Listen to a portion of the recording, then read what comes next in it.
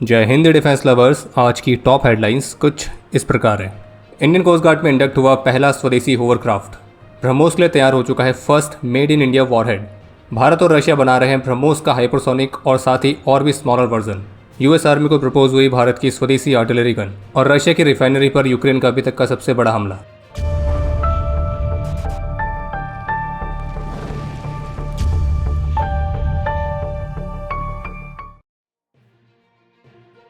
आज solar industries द्वारा manufacture किए गए ब्रह्मोस मिसाइल के 100th स्वदेशी बूस्टर को फ्लैग ऑफ किया गया और इसी खास सेरेमनी के दौरान ब्रह्मोस एरोस्पेस के प्रमुख भी मौजूद थे और उनकी तरफ से कंफर्म किया गया कि रशिया ने भी भारत के ब्रह्मोस सुपरसोनिक क्रूज मिसाइल में अपना इंटरेस्ट दिखाया है, बावजूद इसके कि वे ब्रह्मोस प्रोग्राम में ऑलरेडी एक स्टैब्लिश्ड इंडस्ट्रियल पार्टनर भी हैं। इसके अलावा ये भी कंफर्म किया गया कि वियतनाम के साथ जो ब्रह्मोस मिसाइल की डील है तो वो ऑलमोस्ट फाइनली है, बस थोड़ी बहुत चीज़ें हैं जिनका क्लियरेंस होना अभी बाकी है और वो बहुत ही माइनर से क्लियरेंस है। और इसके अलावा उनका यह भी कहना था कि हम और भी ईस्टर्न और वेस्टर्न रीजन की कई सारी कंट्रीज के साथ इसी ब्रह्मोस मिसाइल की डील को लेकर बातचीत कर रहे हैं और एक बार गवर्नमेंट की तरफ से अप्रूवल आता है तो फिर हम एक ओपन फोरम में आएंगे। इसके अलावा ब्रह्मोस के भविष्य के डेवलपमेंट पर भी लगातार काम जारी है, जिसमें ब्रह्मोस एनजी और भी अधिक दूरी वाली BrahMos missiles, hypersonic version, light version, इन सभी वेरिएंट को विकसित करने पर फोकस किया जा रहा है और जो फाइनल स्पेसिफिकेशंस हैं वो डिज़ाइन वैलिडेशन और सिमुलेशन स्टडीज़ के कंप्लीट होने के बाद निर्धारित किए जाएंगे। और इतना ही नहीं बल्कि 800 किलोमीटर की रेंज वाली ब्रह्मोस के बाद और भी अधिक मारक क्षमता वाली ब्रह्मोस को भी विकसित किया जा रहा है, जिनकी मारक क्षमता 1000 किलोमीटर्स प्लस होगी।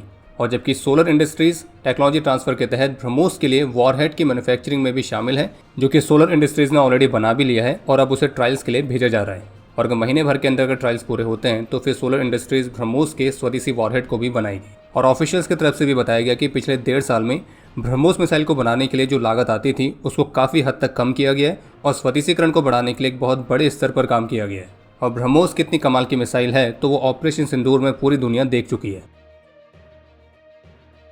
आज 18 जून 2026 को गोवा में इंडियन कोस्ट गार्ड के सर्विस में भारत का पहला स्वदेशी एयर कुशन व्हीकल यानी कि एसीवी औपचारिक रूप से इंडक्ट कर दिया गया है और जिसका निर्माण Chowgule and company private limited ने किया है। और इस तरह के total 6 air cushion vehicles Indian coast guard की सर्विस में इंडक्ट किए जाएंगे। और ये जो एयर कुशन व्हीकल्स है जिन्हें होवरक्राफ्ट भी कहा जाता है, तो ये इंडियन कोस्ट गार्ड की ऑपरेशनल इफेक्टिवनेस को बढ़ाने में काफ़ी महत्वपूर्ण योगदान देंगे। इसके अलावा एक बेहद ही महत्वपूर्ण अपडेट यह है कि डीआरडीओ ने एक स्वदेशी single crystal turbine blade technology में परफेक्शन को सफलतापूर्वक अचीव कर लिया है।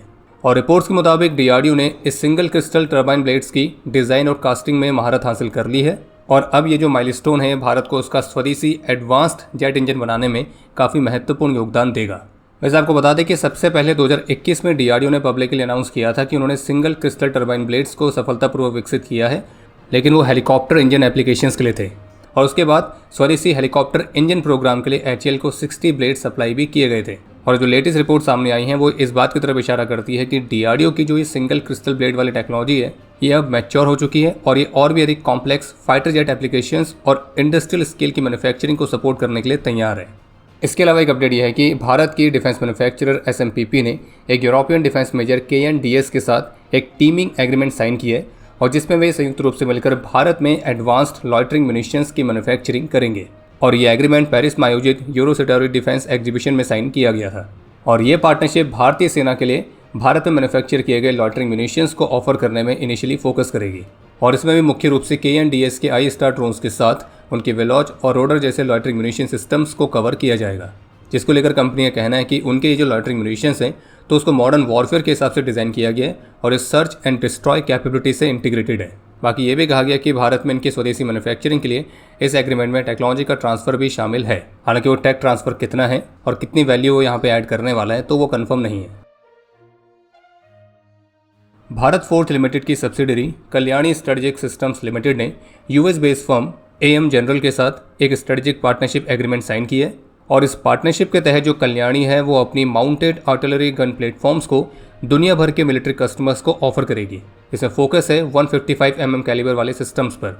और कंपनी ऑफिशियल्स का कहना है कि एएम जनरल के साथ जो हमारी पार्टनरशिप है तो हमारी एडवांस्ड आर्टिलरी कैपेबिलिटीज़ पर एक विश्वास को दर्शाती है और हमें अपनी कमिटमेंट पर एक पूरा विश्वास है कि हम एक अत्याधुनिक कॉम्बैट प्रूवन सॉल्यूशन डिलीवर कर सकते हैं जो कि मॉडर्न वॉरफेयर रिक्वायरमेंट्स को पूरा करे।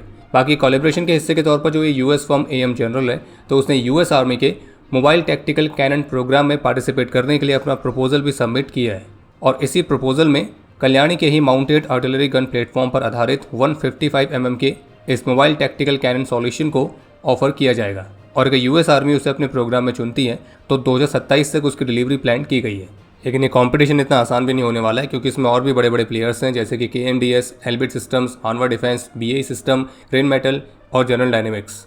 बाकी एक अपडेट ये कि कल्याणी स्ट्रेटेजिक सिस्टम लिमिटेड ने ग्लोबल फर्म पैरामाउंट के साथ पार्टनरशिप में सिम्हा 4x4 नेक्स्ट जनरेशन के लाइट आर्मर्ड मल्टीपर्पज व्हीकल को भी अनवील किया है, जिसे भारत, अफ्रीका, साउथ एशिया और अन्य ग्लोबल मार्केट्स में आर्म्ड फोर्सेस की उभरती हुई मोबिलिटी, प्रोटेक्शन और मिशन रिक्वायरमेंट को पूरा करने के लिए डिजाइन किया गया है। ये एक मल्टी रोल आर्मर्ड व्हीकल है जिसे अर्बन वॉरफेयर, रिकॉनेसेंस मिशंस और ऑन रोड और ऑफ रोड दोनों ही तरह के ऑपरेशंस के हिसाब से डिज़ाइन किया गया है। ये एक मॉड्यूलर आर्किटेक्चर के साथ आता है जिस वजह से इसमें अपग्रेड करना, इसको कस्टमाइज़ करना, इसमें मॉडिफिकेशन करना बेहद ही आसान है और कंपनी के मुताबिक ये सर्वाइवेबिलिटी और मोबिलिटी दोनों का बैलेंस प्रोवाइड करता है।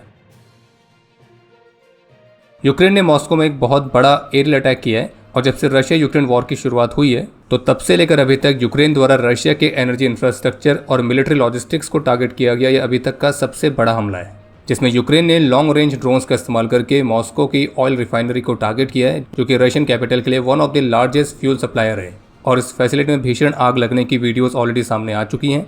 रशिया ने क्लेम किया है कि उन्होंने नेशन वाइड यूक्रेन के 500 से अधिक ड्रोन्स को इंटरसेप्ट किया था, जिनमें से 180 ड्रोन्स मॉस्को के पास इंटरसेप्ट किए गए थे, यानी कि यूक्रेन का अभी तक का सबसे बिगेस्ट ड्रोन ऑफेंसिव भी है।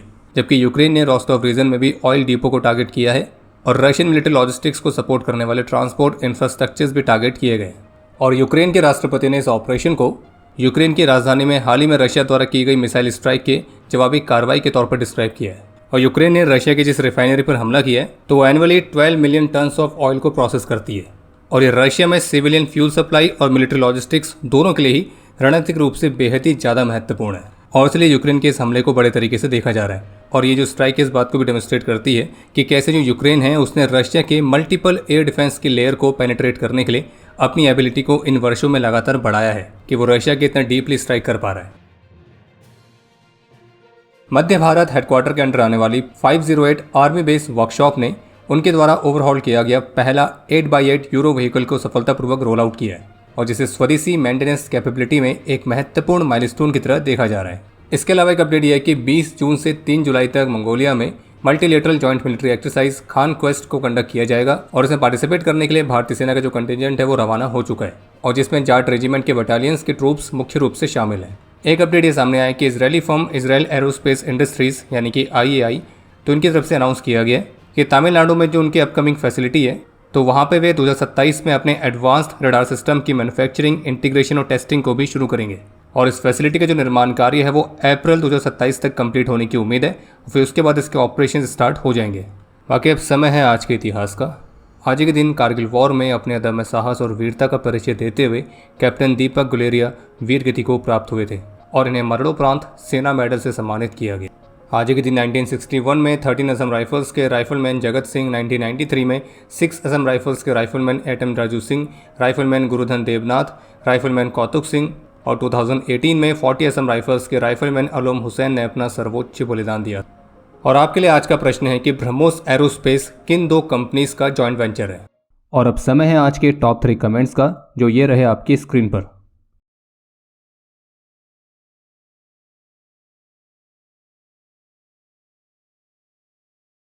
उम्मीद है आपको आज का एपिसोड पसंद आया होगा। पसंद आया तो वीडियो को लाइक करना ना भूलें। आपके कोई भी सुझाव या सवाल हो तो उसके लिए कमेंट सेक्शन ओपन है और अगर आप डिफेंस रिलेटेड और भी एक्सक्लूसिव कंटेंट में दिलचस्पी रखते हैं तो आज ही प्ले स्टोर से डिफेंस स्क्वाड की सुपर ऐप को डाउनलोड करना ना भूलें।